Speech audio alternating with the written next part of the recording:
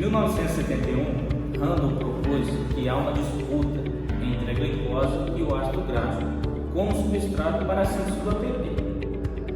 A escolha do organismo entre um e o outro seria dependendo da forma da dieta que a pessoa realiza ou do exercício físico que essa pessoa realiza ou não. Então, eu possuo uma pergunta para você.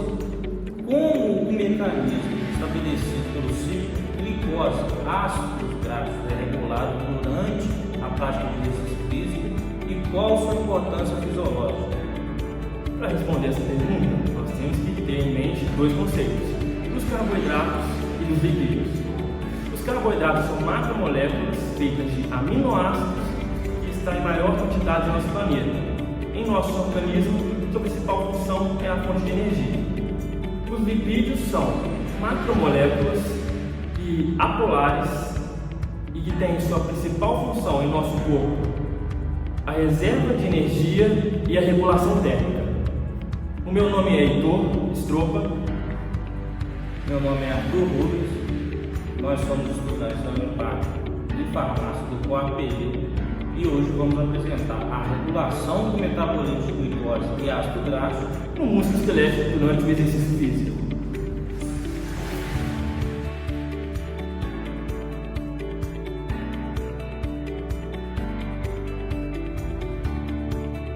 Não tem como nós falarmos sobre um ciclo, ou como acontece algum ciclo, antes de informar de onde vem essa energia, de como é utilizada essa energia, de onde que ela vem, de como ela é formada. Essa energia é denominada, no caso, ATP, adenosina trifosfato.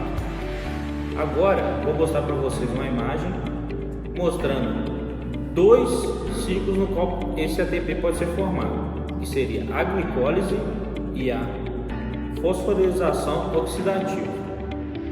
A glicólise, ela tem uma série de reações que acontecem no citoplasma, onde a glicose é quebrada para formar o piruvato. Então aqui você pode reparar que ela foi quebrada e formou duas moléculas de piruvato.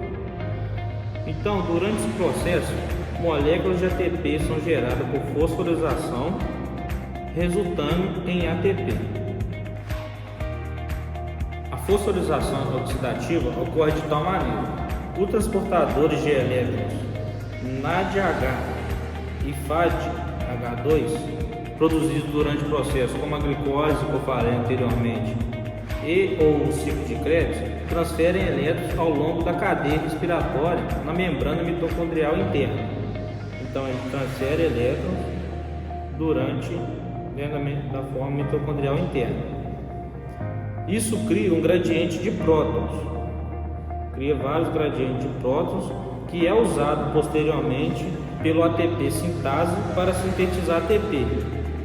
Sintetiza-se ATP a partir de um ADP e um piruvato. Com isso forma o ATP final. Esse ATP final, tanto da glicose quanto da fosforilação oxidativa, é utilizado como forma de energia para suas células, para você realizar o seu exercício físico posteriormente, para você viver. Qualquer ATP utilizado pelo corpo é de modo para você viver, até para pensar e até para fazer uma caminhada ou para escrever no caderno. Agora eu vou falar para vocês uma curiosidade muito interessante. Vocês sabiam que os lipídios, eles têm uma fonte energética 10 vezes maior que a glicose? Porém, o seu peso relativo é menor que da glicose. Ou seja, por isso que o nosso corpo armazena lipídio em vez de glicose. Porque se a gente armazenasse glicose ao invés de lipídio, por o peso relativo da glicose ser maior, nós teríamos 10 vezes a mais do nosso peso atualmente. Como por exemplo eu tenho 70 quilos. Se eu acumulasse, se o meu corpo acumulasse glicose, o peso relativo dela ser maior, eu teria, em vez de 70 quilos, eu teria 700 quilos. Pensa na jamanta que eu seria. Então, isso atrapalharia também minha performance muscular, que não é muita, mas tem, e minha contração muscular. Então, por isso que o corpo opta por armazenar lipídio em vez de glicose no seu corpo. Por isso você tem seu pneuzinho, que é melhor para você. Como dito anteriormente pelo meu colega, ele explicou como é a formação de ATP e energia no nosso corpo. Agora eu vou explicar como funciona a energia dos ácidos graxos em nosso organismo. Primeiramente, como todo hormônio do nosso corpo, toda ação que nós precisamos é de um hormônio. Aqui nós vamos começar com o glucagon. Ele vai se conectar a um receptor primeiramente. Com isso, ele vai precisar de uma via para passar em diante essa mobilização. A via CAMP será responsável por isso e ela irá liberar a proteína PKA, que é a proteína quinase A. A partir desse momento, ela irá fosforilar o hormônio HCl, que irá se conectar à gotícula de lipídios. Com isso, a perilipina irá se conectar ao ATGL, que é uma enzima específica para quebrar o triacilglicerol. E com isso, se transformará em diglicerol e ácidos graxos. O diglicerol nada mais é que um glicerol ligado a um ácido graxo. Porém, ao entrar na corrente sanguínea, eles seguirão em caminhos diferentes, podemos dizer assim. O glicerol, por sua vez, ele precisa de uma enzima específica para ser metabolizado, que é a glicerolquinase. Nessa região do tecido adiposo não é comum, não é normal ter essa enzima. Um local que tem ela em grande quantidade no fígado, então ela vai se manter na corrente sanguínea até chegar nesse órgão e ser metabolizado. Por sua vez, o ácido graxo não, ele irá se conectar à albumina sérica, que é uma proteína específica para se ligar aos ácidos graxos e ser transportados no sangue. E a partir desse momento eles já estão propícios a ser utilizado como energia. E seguindo adiante, nós sabemos que os maratonistas eles precisam manter uma ótima performance durante seus exercícios e durante sua prova. O que acontece? Essa mobilização ela é bastante eficiente para que isso ocorra. Por quê? Porque primeiramente será usado os ácidos graxos, será a gotícula de lipídio que será queimada, deixando por si só os açúcares, que seria a glicose, para o nosso cérebro, porque a preferência deles, sem glicose o nosso cérebro não funciona. Nossa cabeça ela tem uma afinidade muito maior pelos açúcares do que pelos ácidos graxos. Fala, meu consagrado, agora eu vou explicar para vocês o ciclo glicose e ácido graxo durante a atividade muscular. Ou seja, a diferença entre você realizar um exercício intenso, forte, ou realizar um exercício moderado ou longo, certo? No exercício intenso, forte, o seu corpo vai preferir usar a glicose do que o lipídio. Então, durante o exercício intenso, o que ocorre? Os vasos sanguíneos eles se contraem, dificultando a liberação dessa gordura. Então, forçar o corpo a ter mais gordura disponível não vai mudar, não muda essa preferência durante o esforço. Mesmo você tendo mais gordura no corpo, não vai mudar a preferência do seu corpo entre usar a glicose ou o lipídio. Quando você estiver realizando um exercício intenso, ela vai sempre usar a glicose no caso. Então, em exercício intenso, algumas substâncias sinalizam o corpo a usar mais o açúcar. Quando nos esforçamos muito, esses sinais fazem com que o nosso corpo escolha o açúcar em vez da gordura, como expliquei anteriormente. Não importa se você tem uma elevada taxa de gordura corporal no corpo ou uma baixa taxa de gordura corporal no corpo. O corpo sempre vai escolher exercícios intensos mais fortes utilizando a gordura, certo? Para que o corpo então ele possa se manter forte e eficiente. Então, quando fizemos exercício mais moderado e mais longo, o que acontece? O músculo prefere utilizar o lipídio em vez da glicose. O lipídio seria o quê? A sua gordura. Então, quando você realiza uma caminhada mais longa, uma corrida mais longa, você acaba queimando mais gordura. Esse excesso, de torresminho que você está tendo na barriguinha, é bom porque fazer uma caminhada mais longa do que você pegar na bike ou doido e não vai adiantar muita coisa. Então, como o ciclo já explica, é melhor você fazer um exercício mais moderado, mais intenso. Mas às vezes ocorre desse lipídio ficar preso no músculo. Mas não tem problema.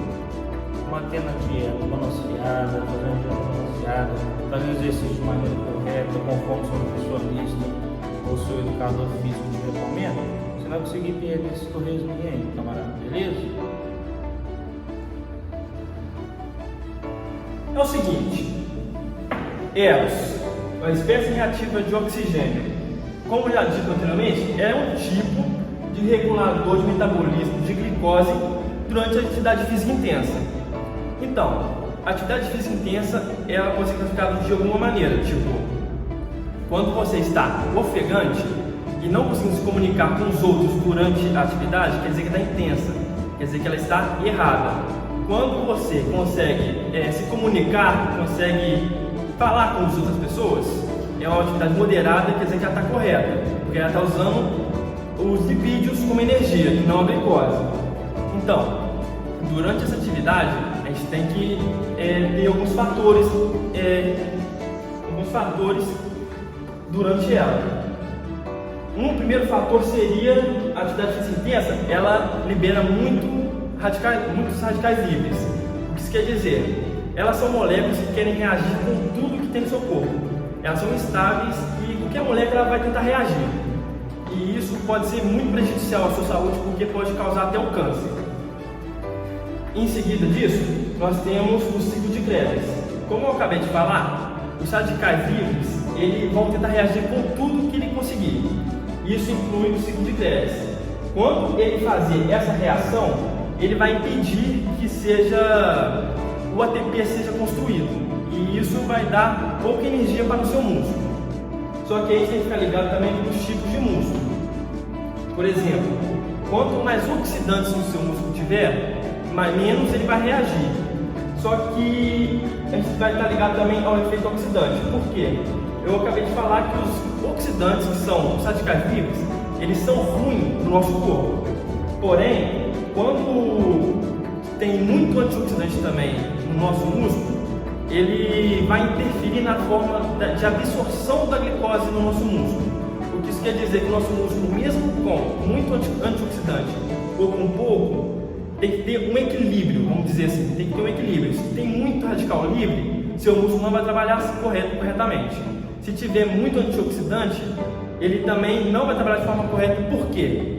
Porque quando o antioxidante acabar com os radicais livres, não vai ter regulação de metabolismo feito pela glicose. Complementando o que já foi dito, nós temos mais um conceito a ser falado, que no caso vai ser o Eros, que é o espécie reativo de oxigênio. Ele é metabolizado naturalmente no nosso corpo e ele é metabolismo de subprodutos. E como todo mundo já sabe, tudo em excesso faz mal, aqui não vai ser diferente. Quando o Eros está em alta quantidade, ele é considerado tóxico no nosso corpo porque ele afeta o equilíbrio da célula. O ideal, ele já é no nosso corpo, mas o ideal é ele se manter em baixa quantidade porque não será gerado radicais livres. Então, ele se intensifica mais quando está em exercícios intensos. O que isso quer dizer? Ele é mais produzido no nosso corpo e isso é ruim para a gente. Só que tem um lado bom nisso. Quando ele está em alta quantidade, o metabolismo dos carboidratos, dos açúcares, acabam se beneficiando com isso. proteínas desacopladoras mitocondriais, ou seja, o CP3, é o que eu vou explicar agora. Ela, por enquanto, eu vou mostrar para vocês esses três tipos. A UCP3 é energia no músculo, ou seja, a UCP3 ela ajuda, como que o músculo vai produzir a sua energia. E com atividade, com atividade intensa ou moderada, tanto faz. Com atividade muscular, atividade física que você está fazendo, aumenta o calor, nos seus músculos. O CP3 protegendo contra ácidos graxos. Como que ela faz isso? Ela atua como protetor nas células musculares, evitando que os ácidos graxos se acumulam, em excesso quando há muita gordura disponível, como durante o jejum ou o exercício físico. E desafios na compreensão da CP3. Tiveram estudos recentes e tudo mais em camundongos que não conseguiram mostrar com evidência claramente, 100%, como que essa UCP3 funciona em situações normais, levantando umas dúvidas sobre o papel real dela. Agora eu vou mudar o quadro rapidinho para explicar o restante. Voltando à explicação que parei anteriormente, então, a UCP3 e as espécies reativas de oxigênio, que seria o Eros, que ocorrem, podem ter um papel importante em controlar a produção dessa substância chamada Eros. Como eu já falei para vocês, Então, durante atividades físicas intensas, aquelas mais pegadas mesmo, não as moderadas. Então, isso influencia como as células obtêm energia sem oxigênio. Beleza? E a preferência por açúcares em exercícios difíceis. Então, durante exercícios muito intensos, que é o que eu já falei, que é pegado, aquele exercício pegado mesmo, a escolha de usar açúcar para obter energia pode ser afetada agora, pela produção aumentada do Eros. Então, assim mostra, como o corpo se adapta de maneiras complexas durante diferentes níveis de esforço físico. Quando tiver um nível muito elevado, pode se adaptar de um jeito. Quando tiver um exercício físico mais moderado, mais relaxado, se adapta de outra maneira. Vocês se lembram da nossa pergunta no início do vídeo? Trouxemos ela novamente para assim tirar dúvidas de vocês.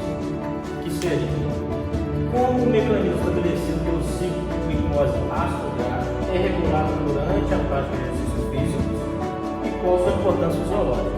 Eu agora vou responder para vocês como que é regulado durante a prática de exercício físico. Certo? Então, quando fazemos exercício físico, nosso músculo precisa gerar energia.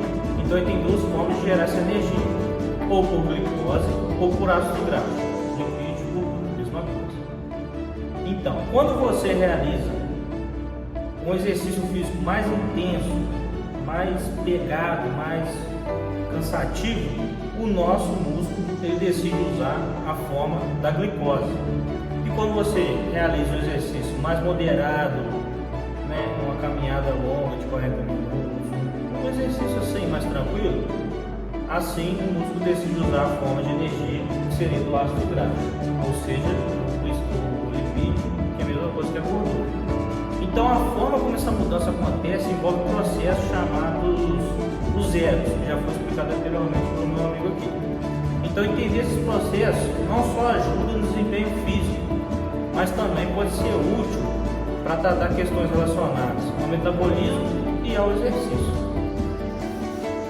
Respondendo à parte de sua importância fisiológica, nós já temos em mente, primeiramente, que esse ciclo ele fornece energia para os nossos órgãos e para os nossos tecidos. Isso já é uma importância fisiológica, fornecendo energia para nosso sistema nervoso, nossos tecidos sanguíneos, imunológicos, mas não é só isso. Esse ciclo ele também ajuda a economizar o nosso estoque limitado de açúcares e glicose no nosso sangue, porque os açúcares eles têm que estar diretamente ligados ao nosso cérebro. Nosso cérebro precisa de prioridade em relação à glicose. Então, assim conseguimos tirar todas